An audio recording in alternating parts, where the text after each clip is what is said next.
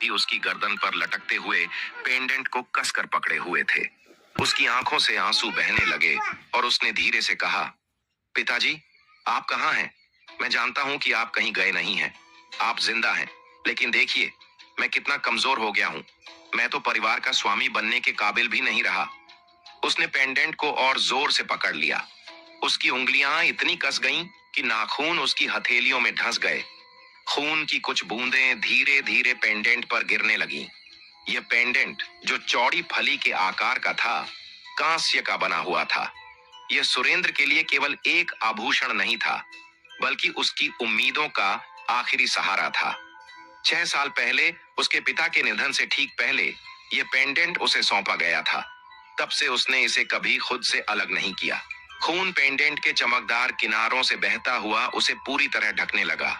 भनभनाहट। अचानक पेंडेंट हल्के हल्के कंपन करने लगा।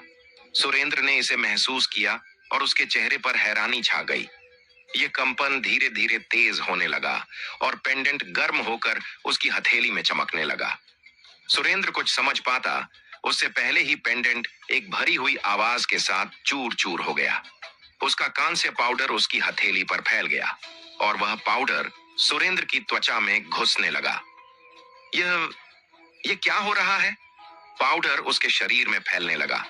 उसे ऐसा महसूस हुआ जैसे उसकी हथेली से कोई अजीब ऊर्जा उसके हाथों और फिर पूरे शरीर में दौड़ रही हो। यह ऊर्जा उसकी गर्दन से होते हुए माथे तक पहुंची और उसकी ग्लेबेला, माथे का मध्य बिंदु में जाकर ठहर गई। सुरेंद्र ने माथे को छुआ, लेकिन वहां कुछ भी असामान्य महसूस नहीं हुआ। फिर भी उसके शरीर में हो रहे परिवर्तन को वह साफ महसूस कर सकता था। उसकी आंखों में अब पहले जैसा दर्द और असहायता नहीं थी। उनकी जगह एक नई चमक आ गई थी। पिताजी, क्या आपने मुझे इस समय के लिए तैयार किया था? क्या यह वही शक्ति है जो आपने मुझे सौंपी थी? सुमित्रा, जो अभी भी अपने बेटे को पकड़े हुए थी, कुछ समझ नहीं पा रही थी। उसने बस इतना देखा कि सुरेंद्र का चेहरा अब पहले जैसा नजर नहीं आ रहा था। उसकी आंखों में कुछ ऐसा था जिसे उसने पहले कभी नहीं देखा था। आशा, विश्वास और बदले की एक ठोस चाहत। नौवां ड्रैगन कभी नहीं मरता। रक्त मेरिडियन का पुनर्जन्म होगा। अचानक सुरेंद्र के दिमाग में एक गूंजती हुई आवाज भर उठी। वह चौंक कर रह गया। उसने अपना सिर झटकते हुए इसे अनसुना करने की कोशिश की, मगर आवाज और तेज होती चली गई। नौवां ड्रैगन कभी नहीं मरता। रक्त मेरिडियन का पुनर्जन्म होगा। यह वाक्य उसके मन में लगातार गूंज रहा था। इससे पहले कि वह कुछ समझ पाता, एक तीव्र गर्माहट उसकी गर्दन से होते हुए रीढ़ की हड्डी में दौड़ गई। उसका पूरा शरीर तपने लगा और इसके साथ ही अजीब सी खुजली भी महसूस होने लगी। यह यह क्या हो रहा है? सुरेंद्र ने खुद से बुदबुदाया। वह अपने शरीर में हो रहे इस बदलाव को समझने की कोशिश कर रहा था, लेकिन कुछ भी स्पष्ट नहीं हो पा रहा था। सुमित्रा, जो सुरेंद्र को इस हालत में देख रही थी, घबरा गई। उसने उसका चेहरा दोनों हाथों में पकड़कर कहा, मिंगर, तुम ठीक तो हो ना? मुझे डराओ मत बेटा। सुरेंद्र के अंदर एक अजीब उथल पुथल मची थी। वह भीतर ही भीतर इस परिवर्तन को महसूस कर सकता था। रक्त मेरिडियन का पुनर्जन्म, क्या यह सच में संभव है? उसके मन में अनगिनत सवाल उठने लगे। उसने प्राचीन पुस्तकों में पढ़ा था कि कुछ लोगों की रक्त शिराएं क्षतिग्रस्त होने के बावजूद वे पुनः विकसित हो जाती थीं, लेकिन ज्यादातर मामलों में दोबारा जन्म लेने वाली रक्त शिराएं कमजोर होती थीं और कोई विशेष शक्ति प्रदान नहीं कर पाती थीं। नहीं, मेरे साथ ऐसा नहीं होगा। उसके भीतर अचानक एक नई ऊर्जा का संचार हुआ। उसकी रीढ़ की हड्डी में बढ़ती खुजली के साथ ऐसा प्रतीत हो रहा था मानो कोई शक्तिशाली शक्ति भीतर से जाग रही हो। सुरेंद्र ने गहरी सांस ली। उसके माथे पर पसीने की बूंदें छलक आईं, लेकिन उसकी आंखों में अब संकल्प की एक नई चमक थी। पिताजी, क्या आपने मुझे इस पल के लिए तैयार किया था? उसने अपने अंदर की हलचल को महसूस करते हुए अपनी मुट्ठी कस ली। अब वह किसी भी कीमत पर खुद को साबित करना चाहता था। कुछ ही लोग होते हैं जो खुद को इस हद तक संवार पाते हैं कि राख से उठकर फीनिक्स की भांति परम रक्त मेरिडियन को जागृत कर सकें, लेकिन ऐसा होना लगभग असंभव माना जाता था। प्राचीन ग्रंथों में भी इसके कुछ ही उदाहरण दर्ज थे, और वे भी सदियों पहले की बातें थीं। सुरेंद्र ने कभी नहीं सोचा था कि वह अपने अतीत को पछाड़कर इस दुर्लभ शक्ति को प्राप्त कर सकता है। उसके लिए तो रक्त मेरिडियन का पुनर्जन्म ही किसी वरदान से कम नहीं था। यदि वह इसे जागृत कर पाता तो मार्शल आर्ट्स में अपनी क्षमताओं को निखार सकता था और अपनी किस्मत खुद लिख सकता था। धीरे धीरे उसके शरीर में हो रही हलचल शांत होने लगी। माँ, मैं ठीक हूँ, सुरेंद्र ने हल्की मुस्कान के साथ कहा। सुमित्रा ने राहत की सांस ली, लेकिन उसकी आंखों में अभी भी चिंता की लकीरें थीं।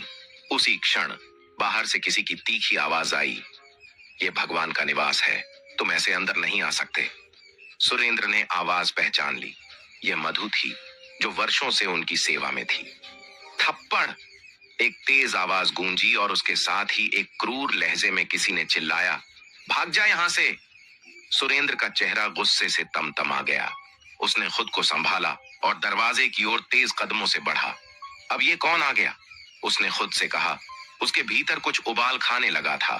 एक तीव्र चीख गूंजी, फिर थप्पड़ों की आवाजें आईं। तुरंत ही एक युवक, जो कि कुछ उदास सा दिख रहा था, कमरे में दाखिल हुआ। मेरी लेडी, यंग मास्टर।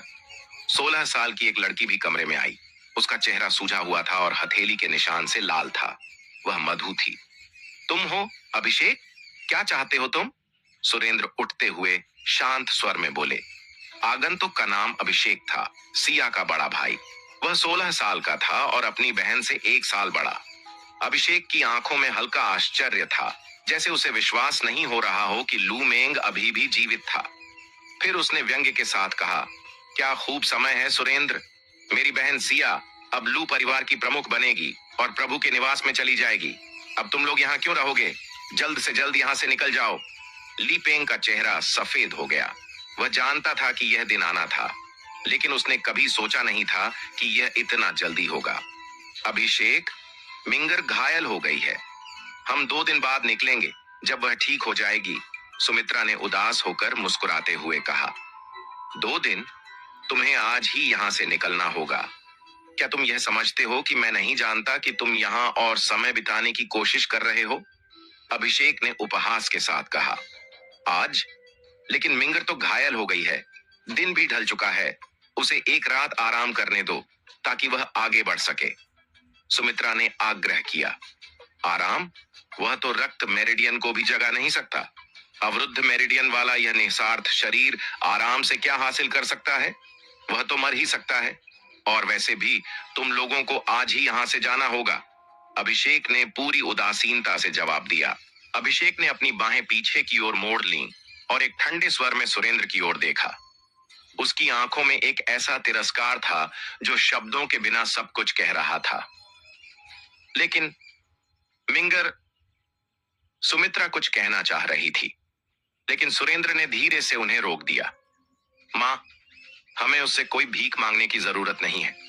अगर हमें जाना है तो हमें चला जाना चाहिए, सुरेंद्र ने दृढ़ता से कहा। लेकिन मिंगर, तुम्हारी चोटें अभी तक ठीक नहीं हुई हैं। रात भी गहरी हो गई है। अगर तुम्हें ठंड लग गई तो क्या होगा?